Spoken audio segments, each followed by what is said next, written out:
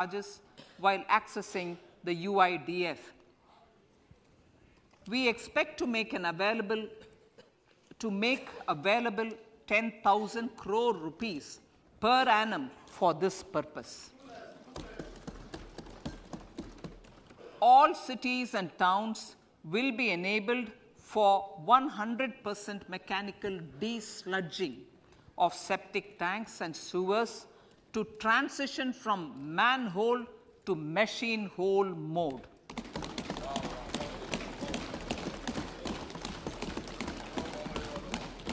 Enhanced focus will be provided for scientific management of dry and wet waste. Honorable Speaker, sir, our Prime Minister had said, good governance is the key to a nation's progress. Our government is committed to providing a transparent and accountable administration which works for the betterment and welfare of common citizens. Mission Karma Yogi. Under Mission Karma Yogi, centre, states and the union territories are making and implementing capacity building plans for civil servants. The government has also launched an integrated online training platform, I Got Karma Yogi, to provide continuous learning opportunities for lakhs of government employees to upgrade their skills and facilitate people-centric approach. Sir, for enhancing ease of doing business, more than 39,000 compliances have been reduced and more than 3,400 legal provisions have been decriminalized. For furthering the trust-based governance, we have introduced the Jan Vishwas Bill to amend 42 central acts. This budget proposes a series of measures to unleash the potential of our economy. Centers of Excellence for Artificial Intelligence. For realizing the vision of Make AI in India and Make AI Work for India, 3 centers of excellence for artificial intelligence will be set up in top educational institutions. Leading industry players will partner in conducting interdisciplinary research, develop cutting-edge applications, and scalable problem solutions in the areas of agriculture, health, and sustainable cities. This will galvanize an effective AI ecosystem and nurture quality human resources in the field. National Data Governance Policy. To unleash innovation and research by startups and academia, a national data governance policy will be brought out. This will enable access to anonymized data. The KYC process will be simplified, adopting a risk-based instead of one-size-fits-all approach. The financial sector regulators will also be encouraged to have a KYC system fully amenable to meet the needs of digital India. One-stop solution for identity and address updating. A one-stop solution for reconciliation and updating of identity and address of individuals maintained by various government agencies, regulators, and regulated entities will be established using DigiLocker service and Aadhaar as foundational identity. Speaker, sir, common business identifier. For the business establishments required to have a permanent account number, the PAN will be used as the common identifier for all digital systems of specified government agencies. This will bring ease of doing business, and it will be facilitated through a legal mandate. For obviating the need for separate submission of same information to different government agencies. A system of unified filing process will be set up. Such filing of information or return in simplified forms on a common portal will be shared with other agencies as per the filer's choice. Vivad Se Vishwas 1. Relief for MSMEs. In cases of failure by MSMEs to execute contracts during the COVID period, 95% of the forfeited amount relating to the bid or performance security will be returned to them by government and government undertakings. This will provide relief to the MSMEs. Vivad Se Vishwas 2. Settling contractual disputes. To settle contractual disputes of government and government undertakings, wherein arbitral award is under challenge in a court, a voluntary settlement scheme with standardized terms will be introduced. This will be done by offering graded settlement terms depending on pendency level of the dispute. The state support mission of Niti Aayog will be continued for 3 years for our collective efforts towards national priorities. Result-based financing. To better allocate scarce resources for competing development needs, the financing of select schemes will be changed on a pilot basis from input-based to result-based. E-courts. For efficient administration of justice, Phase 3 of e-courts projects Phase 3 of the e-courts project will be launched with an outlay of 7,000 crores. Fintech services in India have been facilitated by our digital public infrastructure, including Aadhaar, PM Jan Dhan Yojana, Video, KYC, India Stack, and UPI. To enable more fintech innovative services, the scope of documents available in DigiLocker for individuals will be expanded. An entity DigiLocker will be set up for the use by MSMEs, large businesses, and also charitable trusts. This will be towards storing and sharing documents online securely whenever needed with various authorities, regulators, banks, and other business entities. 5G services. 100 labs for developing applications using 5G services will be set up in engineering institutions.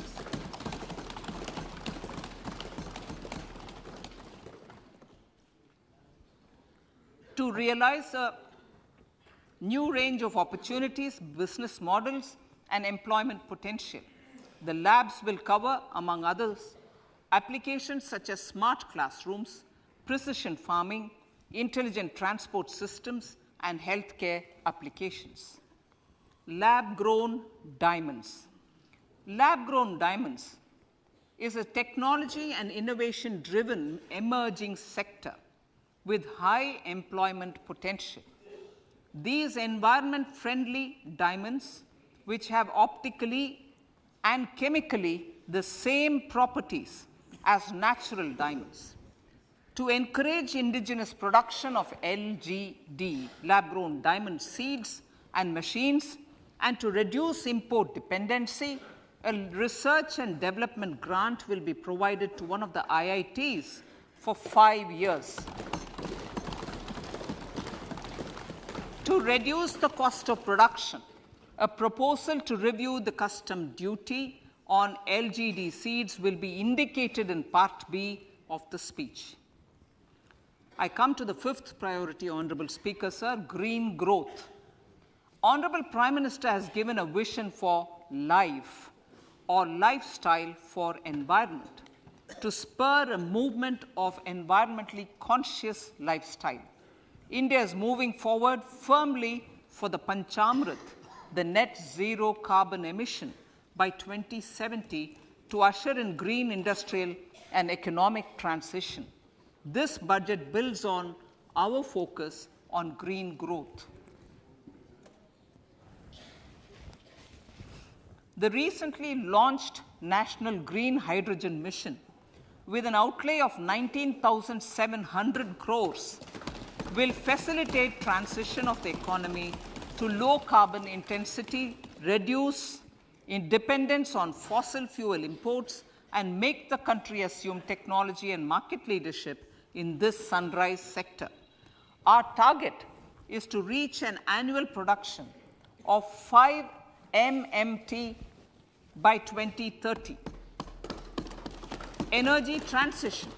This budget provides for 35,000 crores for priority capital investment towards energy transition and net zero objectives and energy security by Ministry of Petroleum and Natural Gas. To steer the economy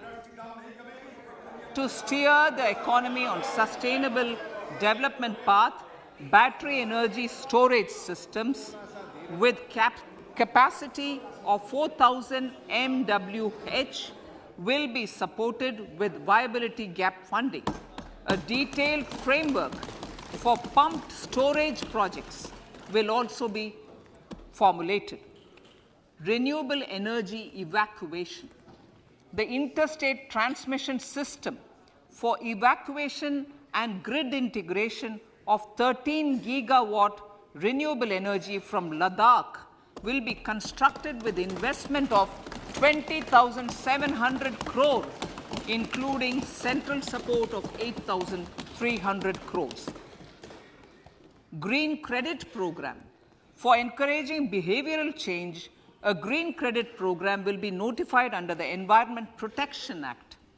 This will incentivize environmentally sustainable and responsive actions by companies, individuals, and local bodies, and help mobilize additional resources for such activities. PM Program for Restoration, Awareness, Nourishment, and Amelioration of Mother Earth, PM Pranam, will be launched to incentivize states and union territories to promote alternative fertilizers and balanced use of chemical fertilizers. Go Bardhan scheme. 500 new waste to wealth plants under Go Bardhan, galvanizing organic bio-agro resources done. Go Bardhan scheme will be established for promoting circular economy. These will include 200 compressed biogas plants, including 75 plants in urban areas, and 300 community or cluster-based plants at a total investment of 10,000 crores. I will refer to this in Part B also. In due course, a 5% CBG mandate will be introduced for all organizations marketing natural and biogas. For collection of biomass and distribution of biomanure, appropriate fiscal support will also be provided. Bharatiya Prakritik Kheti Bio Input Resource Centers. Over the next 3 years, we will facilitate 1 crore farmers to adopt natural farming. For this, Honorable Speaker, 10,000 bio input resource centers will be set up, creating a national level distributed micro fertilizer and pesticide manufacturing network. Mishti.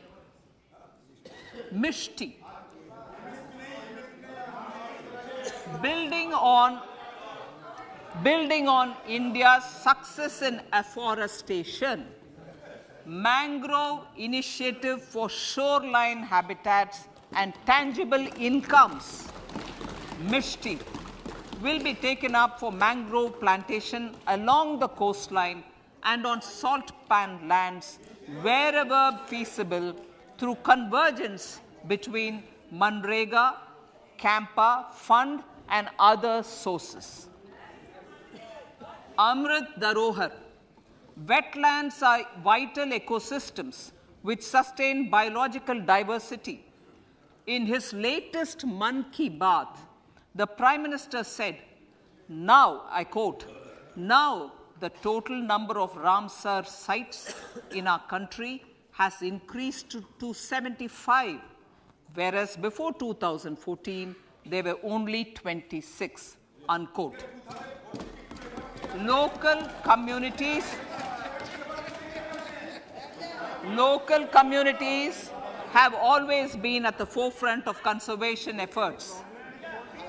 The government will promote their unique conservation values through Amrit Dharohar, a scheme that will be implemented over the next 3 years to encourage optimal use of wetlands and enhance biodiversity, carbon stock, ecotourism opportunities, and income generation for local communities. Vehicle replacement is an important continuing policy, replacing the old political,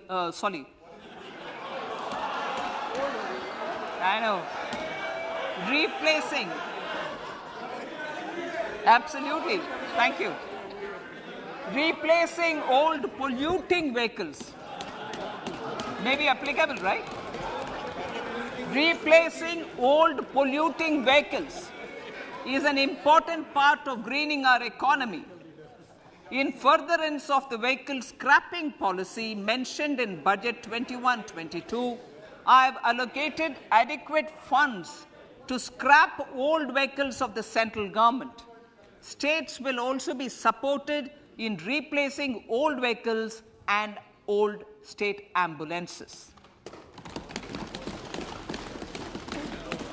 Honorable Speaker, sir, I move to priority 6, youth power.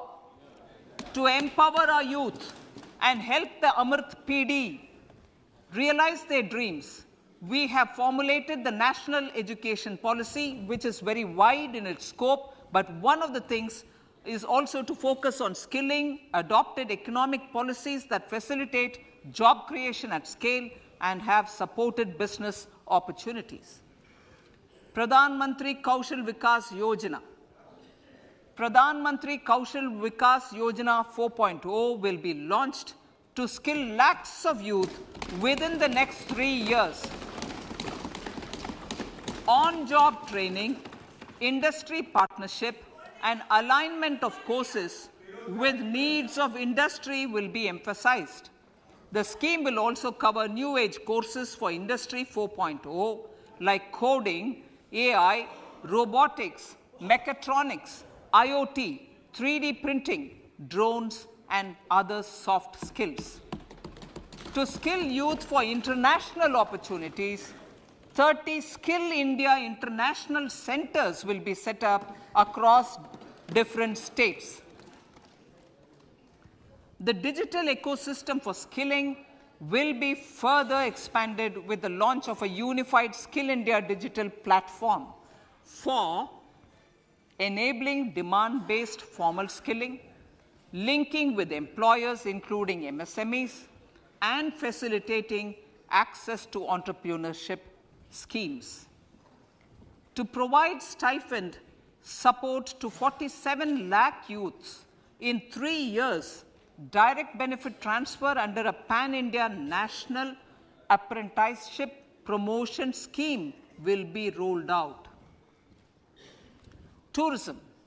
Honorable Speaker, sir, with an integrated and innovative approach, at least 50 destinations will be selected through challenge mode.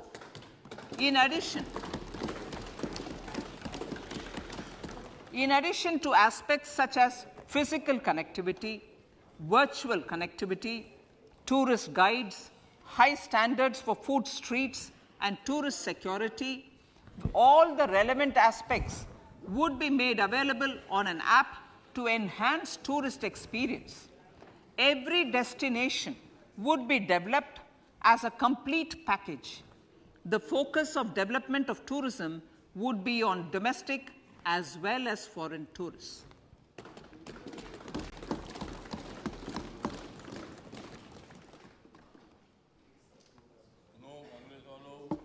Sector-specific skilling and entrepreneurship development will be dovetailed to achieve the objectives of Dekho Apna Desh initiative. This was launched as an appeal by the Honorable Prime Minister to the middle class to prefer domestic tourism over international tourism. The integrated development of theme-based tourist circuits, the Swadesh Darshan scheme, was also launched. Under the Vibrant Villages program, tourism infrastructure and amenities will be facilitated in border villages. Unity Mall. States will be encouraged to set up a Unity Mall in their state capital or most prominent tourism center or the financial capital for promotion and sale of their one district, one product and GI products and other handicraft products, and for providing space for such products of all other states as well. Sir, priority number 7, financial sector. Our reforms in the financial sector and innovative use of technology have led to financial inclusion at scale, better and faster service delivery, ease of access to credit, and participation in financial markets. This budget proposes to further these measures. Credit guarantee for MSMEs. Last year, I proposed revamping of the credit guarantee scheme for the MSMEs. I am happy to announce that the revamped scheme will take effect from 1st April 2023 through infusion of 9,000 crores in the corpus. This will enable additional collateral-free guaranteed credit of 2 lakh crores of rupees. Further, the cost of credit will be reduced by about 1%. A National Financial Information Registry will be set up to serve as the central repository of financial and ancillary information.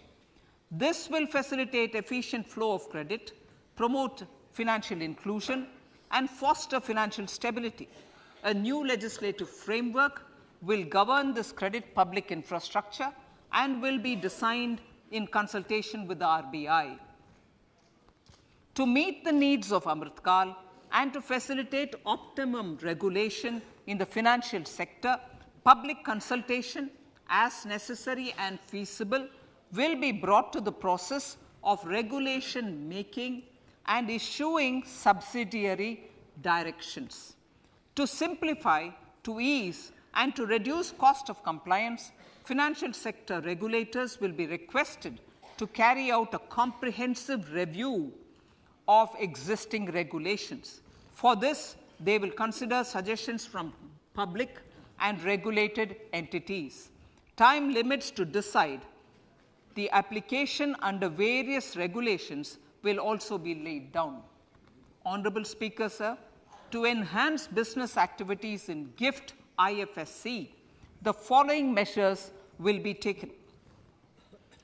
Delegating powers under the SEZ Act to the IFSCA to avoid dual regulation.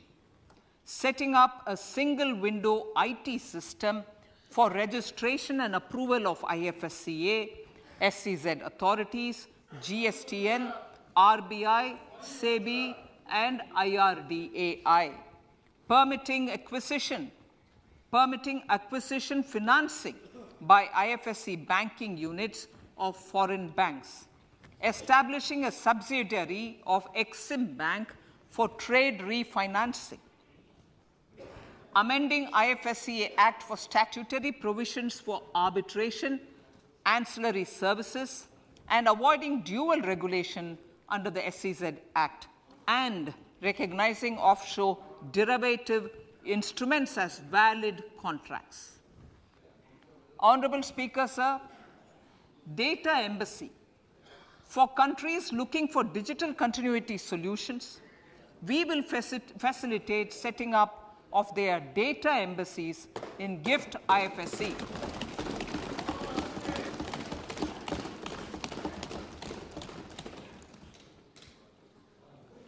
Improving governance and investor protection in banking sector.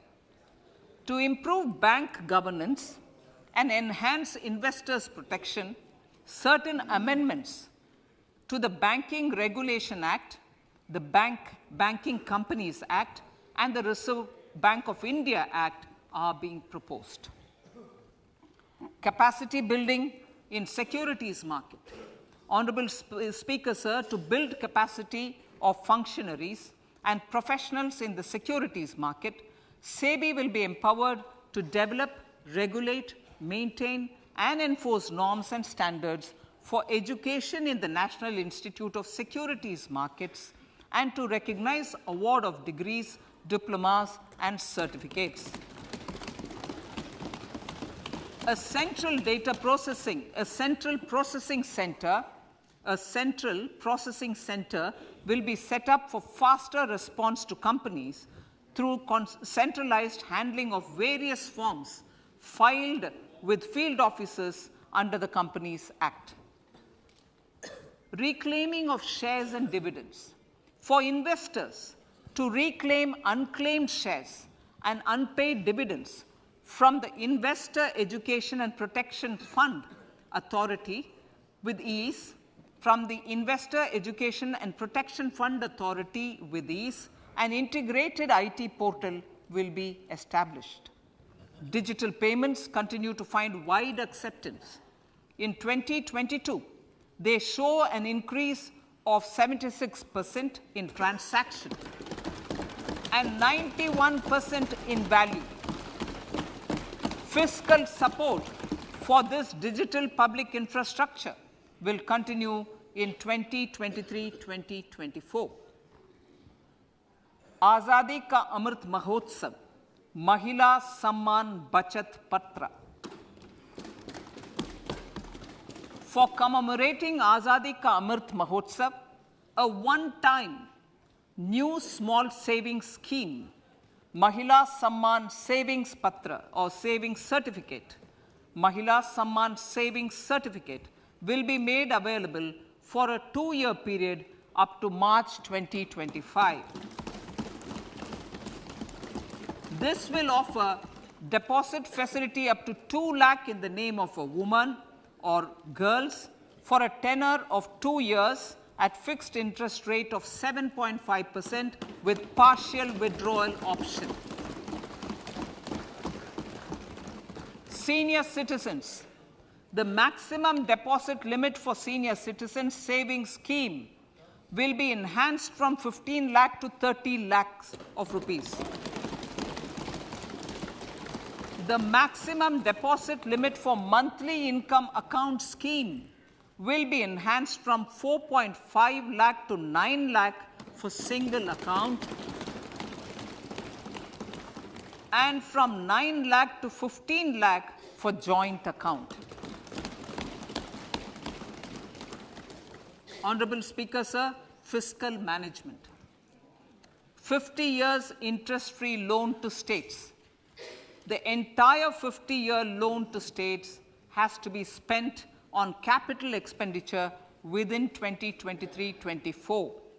Most of this will be at the discretion of the states, but a part will be conditional on states increasing their actual capital expenditure. Parts of the outlay will also be linked to or allocated for the following purposes: scrapping old government vehicles, urban planning reforms and actions, financing reforms in urban local bodies to make them credit bonds, housing for police personnel above or as part of the police station, constructing unity malls, children and adolescent libraries and digital infrastructure, and state share of capital expenditure of central schemes. Honourable Speaker, sir, fiscal deficit of states. States will be allowed a fiscal deficit of 3.5% of GSDP, of which 0.5% will be tied to power sector reforms. Revised estimates 2022 to 2023. The revised estimate, Honourable Speaker, sir, of the total receipts other than borrowing is 24.3 lakh crores, of which the net tax receipts are 20.9 lakh crores. The revised estimate of the total expenditure is 41.9 lakh crores of rupees, of which the capital expenditure is about 7.3 lakh crores. The revised estimate of the fiscal deficit is 6.4% of GDP, adhering to the budget estimate. So, budget estimates of 2023-24. Coming to 2023-24, the total receipts other than borrowings and the total expenditure are estimated at 27.2 lakh crores and 45 lakh crores respectively. The net tax receipts are estimated at 23.3 lakh crores. The fiscal deficit is estimated to be 5.9% of the GDP. In my budget speech for 21-22, I had announced that we plan to continue the path of fiscal consolidation, reaching a fiscal deficit of below 4.5% by 2025-26, with a fairly steady decline over the period. We have adhered to this path, and I reiterate my intention to bring the fiscal deficit below 4.5% of GDP by 2025-26. To finance the fiscal deficit in 2023-24, the net market borrowings from dated securities are estimated at 11.8 lakh crores. The balance financing is expected to come from small savings and other sources. The gross market borrowings are estimated at 15.43 lakh crores of rupees.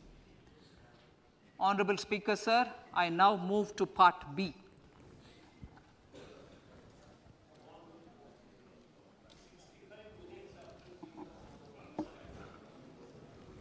Indirect taxes. My indirect tax proposals will aim to promote exports, boost domestic manufacturing, enhance domestic value addition, encourage green energy and mobility. A simplified tax structure with fewer tax rates helps in reducing compliance burden and improving tax administration. I propose to reduce the number of basic customs duty rates on goods other than textiles and agriculture from 21 to 13. As a result, there are minor changes in the basic custom duties, cesses and surcharges on some items including toys, bicycle, automobiles and naphtha. Green mobility. To avoid cascading of taxes on blended compressed natural gas, I propose to exempt excise duty on GST paid compressed biogas contained in it. To further provide impetus to green mobility, customs duty exemptions is being extended to import of capital goods and machinery required for manufacture of lithium-ion cells for batteries used in electrical vehicles as well. Electronics. As a result of various initiatives of the government, including phased manufacturing program, mobile phone production in India has increased from 5.8 crore units valued at about 18,900 crore in 2014-15 to 31 crore units valued at 2,75,000 crore in the last financial year. To further deepen domestic value addition in manufacturing of mobile phones, I propose to provide relief to customs duty. I propose to provide relief in customs duty on import of certain parts and inputs like camera lens, and continue the concessional duty on lithium-ion cells for batteries for another year. Similarly, to promote value addition in manufacture of televisions, I propose to reduce the basic customs duty on parts of open cells of TV panels to 2.5%. Electrical, to rectify inversion of duty structure and encourage manufacturing of electric kitchen chimneys, the basic custom duty on electric kitchen chimney is being increased from 7.5% to 15%, and that on heat coils for these is proposed to be reduced from 20% to 15%. Chemicals and petrochemicals. Denatured ethyl alcohol is used in chemical industry. I propose to exempt basic customs duty on it. This will also support the ethanol blending program and facilitate an endeavor for energy transition. Basic customs duty is also being reduced on acid-grade fluorospar from 5% to 2.5% to make the domestic fluorochemicals industry competitive. Further, the basic customs duty on crude glycerin for use in manufacture of epichlorohydrin is proposed to be reduced from 7.5% to 2.5%.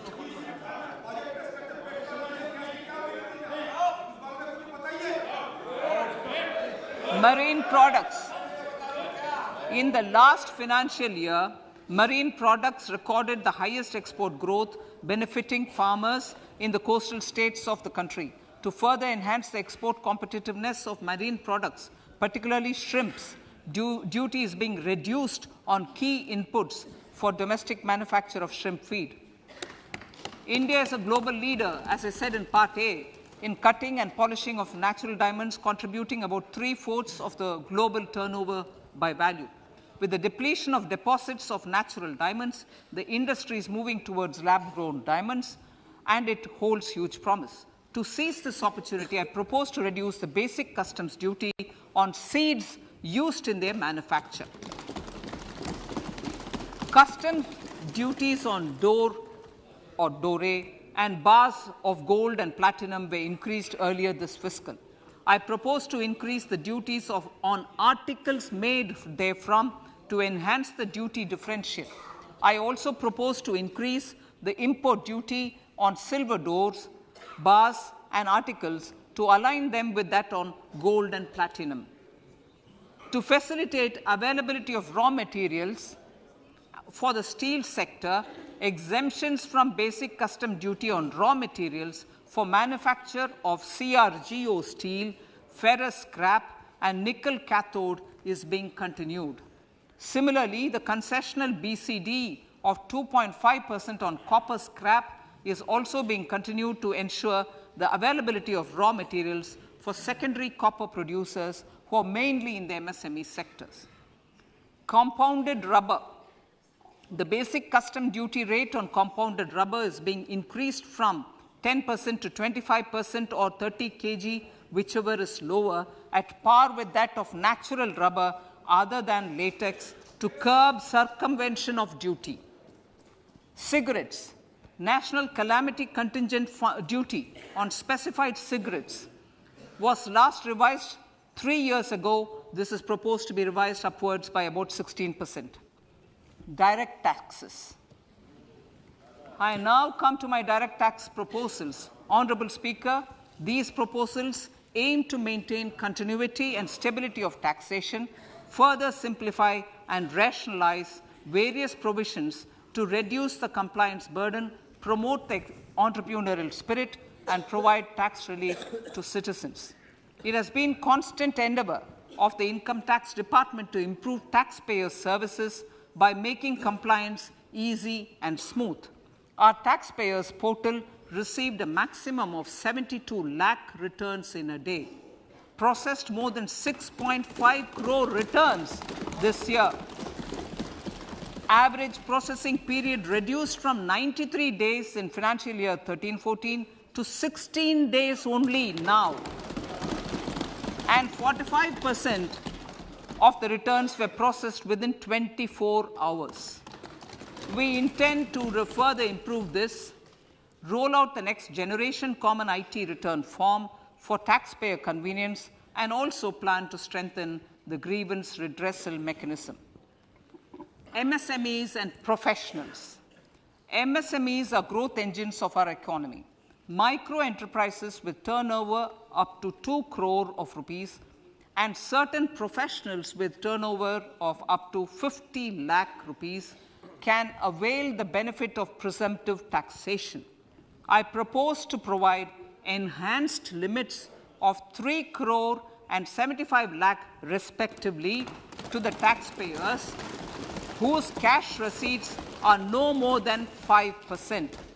Whose cash receipts are no more than 5%. Moreover, to support MSMEs in timely receipt of payments, I propose to allow deduction for expenditure incurred on payments made to them only when payment is actually made. Cooperation. Cooperation is a value to be cherished. In realizing our Prime Minister's goal for Sehkar Se Samriddhi and his resolve to connect the spirit of cooperation with the spirit of Amrit Kal, in addition to the measures proposed in Part A, I have a slew of proposals for the cooperation sector. First, new cooperatives that commence manufacturing activities till 2024, 31st March, shall get the benefit of a lower tax rate of 15%, as is presently available to new manufacturing companies. Secondly, I propose to provide an opportunity to sugar cooperatives to claim payments made to sugarcane farmers for the period prior to the assessment year 2016-17 as expenditure. This is expected to provide them a relief of almost 10,000 crores. Thirdly, I am providing a higher limit of 2 lakh per member for cash deposits to loans in cash by primary agricultural cooperative societies and primary cooperative agriculture and rural development banks. I repeat that. Thirdly, I am providing a higher limit of 2 lakh per member for cash deposits to and loans in cash by primary agricultural cooperative societies and primary cooperative agricultural and rural development banks. Similarly, a higher limit of 3 crore for TDS on cash withdrawal is being provided to cooperative societies. Startups.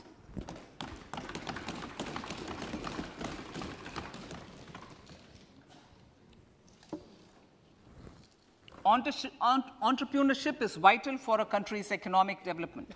We have taken a number of measures for startups and they have borne results. India is now the third largest ecosystem for startups globally and ranks second in innovation quality among middle-income countries. I propose to extend the date of incorporation for income tax benefits to startups from 31/3/2023 to 31/3/2024. I further propose to provide the benefit of carry forward of losses on change of shareholding of startups from 7 years of incorporation to 10 years.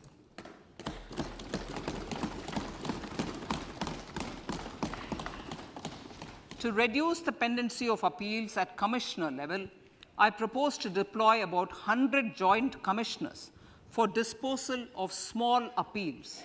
We shall also be more selective in taking up cases for scrutiny of returns already received this year. Better targeting of tax concessions. For better targeting of tax concessions and exemptions, I propose to cap deduction from capital gains on investment in residential house under Section 54 and Section 54F to 10 crores. Another proposal with similar intent is to limit income tax exemption from proceeds of insurance policies with very high value. Rationalization. Honorable Speaker, sir, there are a number of proposals relating to rationalization and simplification. Income of authorities, boards, and commissions set up by statutes of union or state for the purpose of housing, development of cities, towns, and villages, and regulating and developing an activity or matter is proposed to be exempted from income tax. Other major measures in this direction are removing the minimum threshold of 10,000 for TDS and clarifying taxability relating to online gaming, not treating conversion of gold into electronic gold receipts and vice versa as capital gains, reducing the TDS rate from 30% to 20% on taxable portion of EPF withdrawals in non-PAN cases, and taxation on income for market-linked debentures. Other major proposals in the finance bill relate to the following: extension of period of tax benefits to funds relocating to IFSC, GIFT City till 31/3/2025, decriminalization under Section 276A of the Income Tax Act, allowing carry forward of losses on strategic disinvestment, including that of IDBI Bank, and providing EEE status to Agnivir Fund. Personal income tax.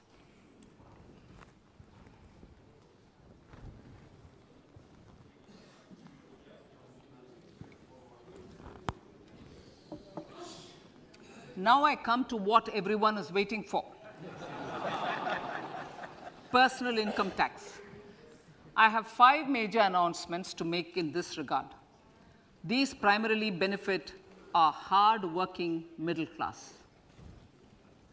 The first one concerns rebate. Currently, those with income up to 5 lakh do not pay any income tax in both old and new regimes. I propose to increase the rebate limit to 7 lakhs in the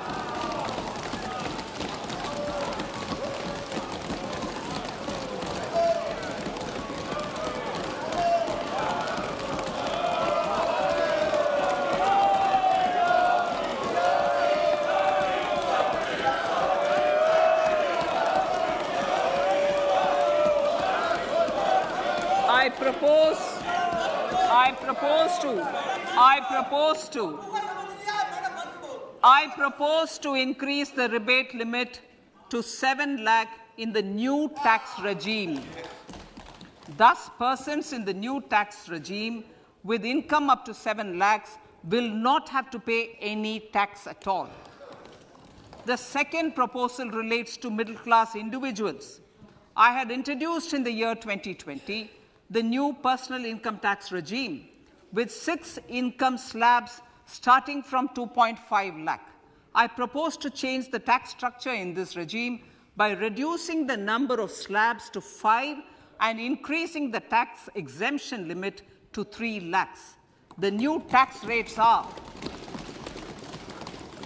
0 to 3 lakh, nil; 3 to 6 lakhs, 5%; 6 to 9 lakhs, 10%; 9 to 12 lakh, 15%; 12 to 15 lakhs, 20%; and above 15 lakhs, 30%. This will provide major relief to all taxpayers in the new regime. An individual with an annual income of 9 lakhs will be required to pay only 45,000 rupees. This is only 5% of his or her income. It is a reduction of 25% on what he or she is required to pay now. That is 60,000. So in the place of 60,000, it is now only 45,000. Similarly, an individual with an income of 15 lakh rupees would be required to pay only 1.5 lakh or 10% of his income or her income a reduction of 20% from the existing liability of 1,87,500 rupees.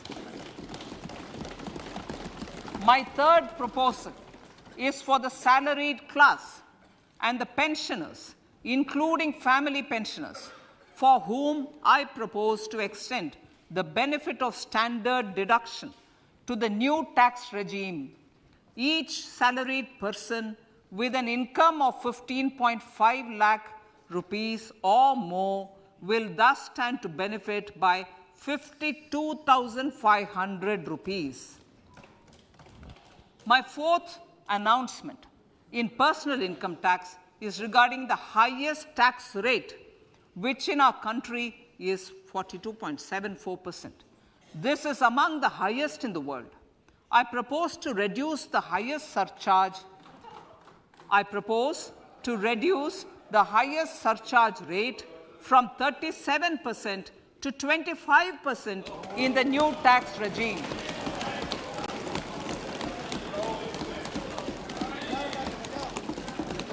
This would result in reduction of the maximum rate. This would result in the reduction of the maximum tax rate to 39%. Lastly, the limit of 3 lakh rupees for tax exemption on leave encashment on retirement of non-government salaried employees was last fixed in the year 2002, when the highest basic pay in the government was only 30,000 rupees per month. In line with the increase in the government salaries, I am proposing to increase this limit to 25 lakh rupees.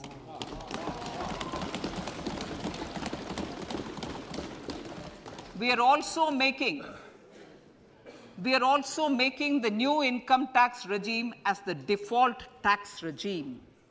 However, citizens will continue to have the option to avail the benefit of the old tax regime. Apart from these, I am also making some other changes as given in the annexure. As a result of these proposals, revenue of about 38,000 crore to 37,000 crore in direct taxes and rupees 1,000 crore in indirect taxes will be foregone, while revenue of about 3,000 crore will be additionally mobilized. Thus, the total revenue foregone is about 35,000 crores annually. Honorable Speaker, sir, with these words, I commend the budget to this August House.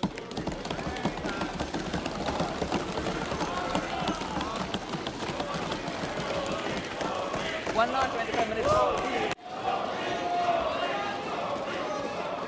Item number 1, Item number 2, Srimati Nirmala Sitharaman ji. Sir, with your permission, I lay on the table of the following statements. Under Section 3(1) of the Fiscal Responsibility Budget Management Act 2003, 1. Medium-term fiscal policy cum fiscal policy strategy statement and macroeconomic framework statement.